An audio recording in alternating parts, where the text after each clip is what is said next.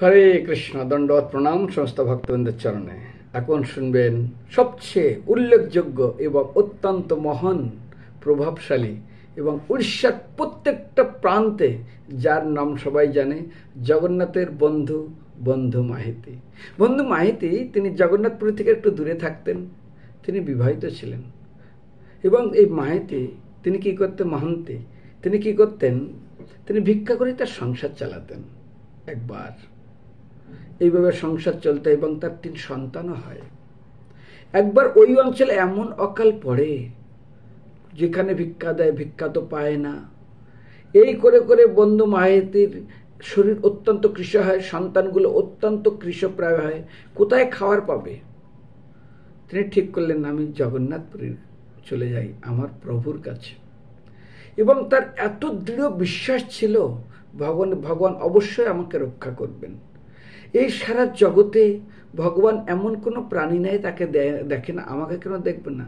দেখুন, হাতি কত খায়, একটা পিঁপড়াকে তো খেতে দেয় না, সেও খায়। না খেয়ে তো কোনো প্রাণী মারে না। বিশেষ করে দেখবেন যারা আমিষ খায় তাদের খেতে গেলে না প্রচণ্ড সংগ্রাম করতে হয়। যদি সংগ্রাম না করতে পারে তাহলে তো মারা যায়।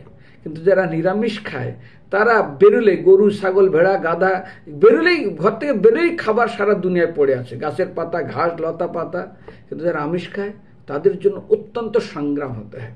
তো যাই হোক, এই বন্ধু মাহান্তি তিনি কি করলেন, তিনি ঠিক করলেন চলো না আমরা আমার বন্ধুর কাছে যাই। স্ত্রী বলছে, তোমার বন্ধু কোথায় থাকে? আরে জগন্নাথপুরীতে থাকে, তার খুব ঠাটবাট, খুব মহান, সে ওখানকার সবচেয়ে ধনী ব্যক্তি।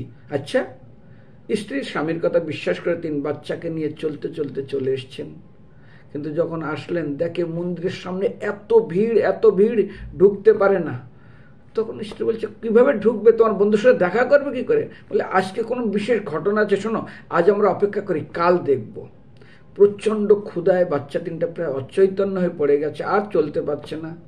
তো তারা দক্ষিণ দুয়ারের পিছনে ঠিক দেয়ালের সামনে, ওখানে নালা আছে, নালার পাশে ওই জায়গাটা এখনো আছে বন্ধু মাহাতির, যেখানে তারা শুয়েছিলেন এবং ভগবান যেখানে তাদের ভোগের থালি দিয়ে গেছিলেন, সেই জায়গাটা এখনো গেলে সবাই জানে। এটা যদি গল্প হতো তাহলে এত দৃষ্টান্ত পাওয়া যেত না।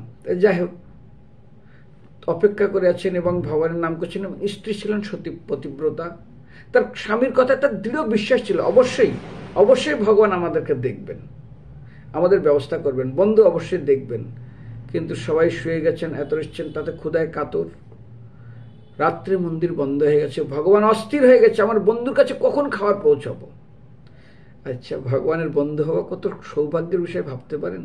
কেচিৎ কেবলায় ভক্ত বাসুদেব পারেন অগধন্যন্তি কাংসর নিহারমেব ভাস্কর।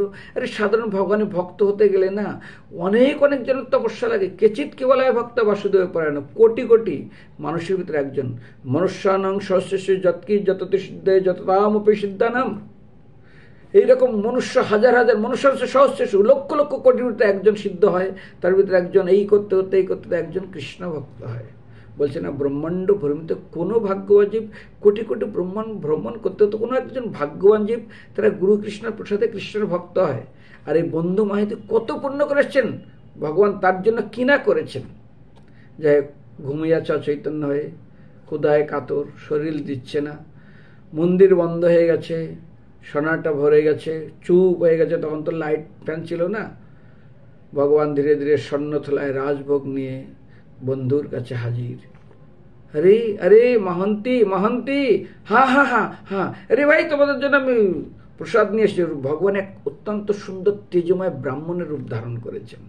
আরে ধর তো, প্লেটটা ধরো, আমার সময় নেই, আমার অনেক কাজ আছে, আমি পরে এসে প্লেট নিয়ে নেবো বলে পুরা রাজভোগের থালি, সেই সোনার থালি, মণি জহর সব কিছু দিয়ে একদম পুরা সুন্দর রত্নজড়িত থালা, ওই থালায় সবাই খেয়ে নিল।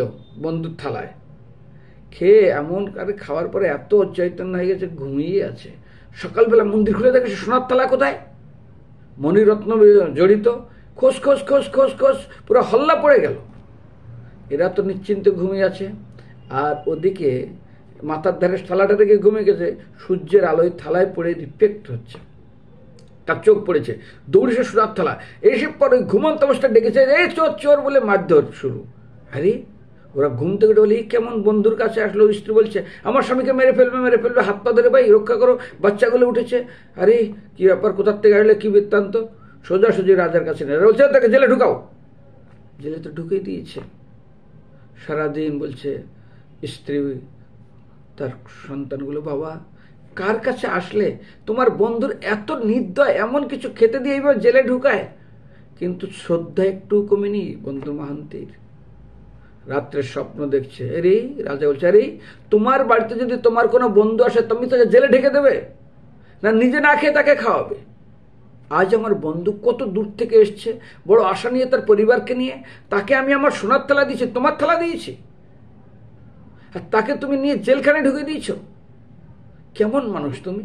শোনো, এখনই যাও, তাকে মুক্ত করো। আর সারা জীবন আমার বন্ধু তিনি যাতে নিশ্চিন্তে তার সন্তানাদি নিয়ে এখানে নির্বিঘ্নে ক্ষুধার কোনো কষ্ট নয়, থাকার কোনো কষ্ট নয়, সব ব্যবস্থা তুমি করো। স্বপ্ন পেয়ে হঠাৎ উঠে গেলেন, উঠে ওইভাবে তিনি দৌড়েছেন, কোথায় আছে, চলো জেলখানায়। জেলখানায় গিয়ে তাকে মুক্ত করে দিলেন, মুক্ত করে নিয়ে তাকে খুব সুন্দর ব্যবস্থা করে দিলেন, থাকার ব্যবস্থা, খাওয়ার ব্যবস্থা সব। তো আছে বলে না, ভগবান যা করে মঙ্গলের জন্য। আজ যদি থালা চুরি করে ধরা না পড়তো, জেলে না যেত, তাহলে কি তার খাওয়ার ব্যবস্থা হতো? সেই জন্য ভক্তদের দৃঢ় বিশ্বাস, আজ এই অবস্থায় বন্ধু মাহান্তি তাকে জেলে ঢুকিয়ে দিয়েছেন, তাকে প্রহারও করেছেন, তাকে অনেক কিছু লাঞ্ছনা পেতেছে, কিন্তু ভগবানের প্রতি একটু শ্রদ্ধা তার কমেনি। বিশ্বাসে মিলায় বস্তু তার কে বহুদূর। তো সেই জন্য ভক্তাধীন ভগবান তার ভক্তের সেবা করলেন, শরণাগত ভক্তকে তিনি কিভাবে রক্ষা করলেন, আর তার কিভাবে তার সব ব্যবস্থা করে দিলেন। হরে কৃষ্ণ, দণ্ডবত প্রণাম।